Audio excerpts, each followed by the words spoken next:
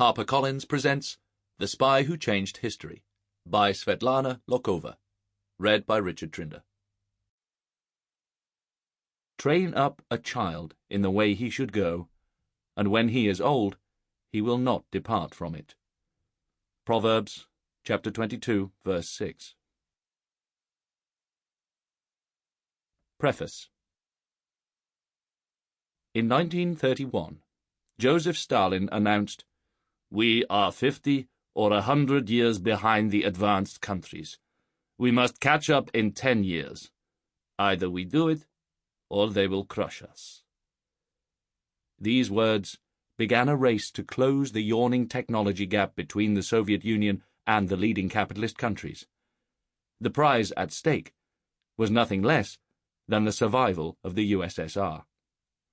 Believing that fleets of enemy bombers spraying poison gas would soon appear in the undefended skies over Russia's cities, and amid predictions that millions would die from inhaling the deadly toxins, Stalin sent 2 intelligence officers, an aviation expert and a chemical weapons specialist, on a mission to the Massachusetts Institute of Technology. He ordered them to gather the secrets of this center of aeronautics and chemical weapon research and bring them back to the Soviet Union, along with the means to defend his population against the new terror weapons of modern warfare.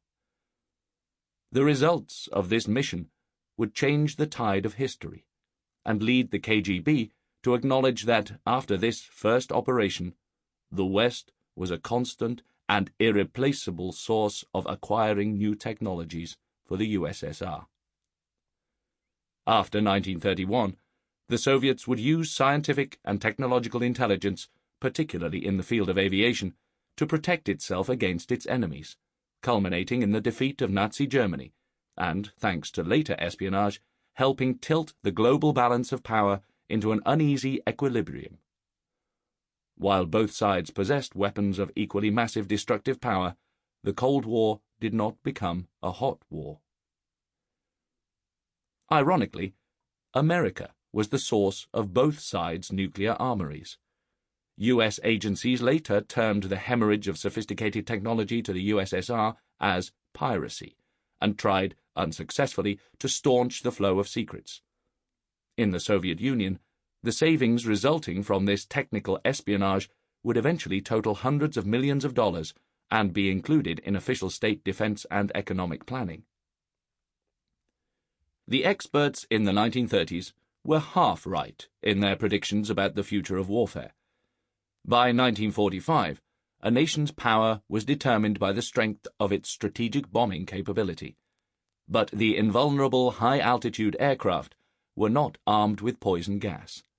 They carried a weapon of far greater destructive power, the atomic bomb.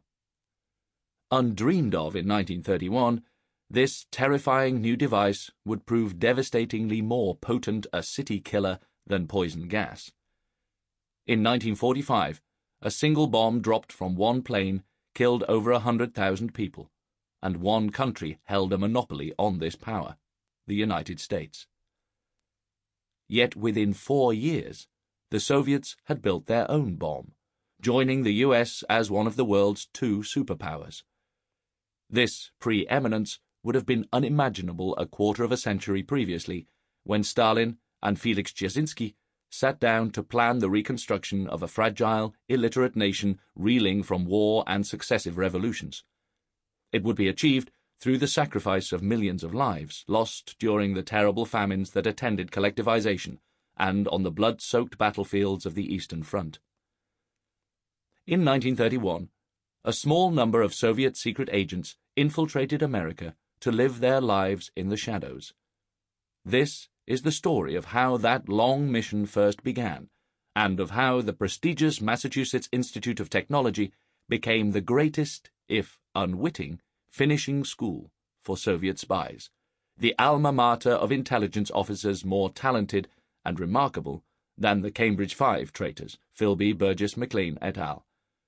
Without the fruits of the spies' work, the astounding number of technological and scientific secrets they smuggled out, it is hard to believe the USSR would have prevailed against Nazi Germany or taken its place at the world's top table. Sample complete. Ready to continue?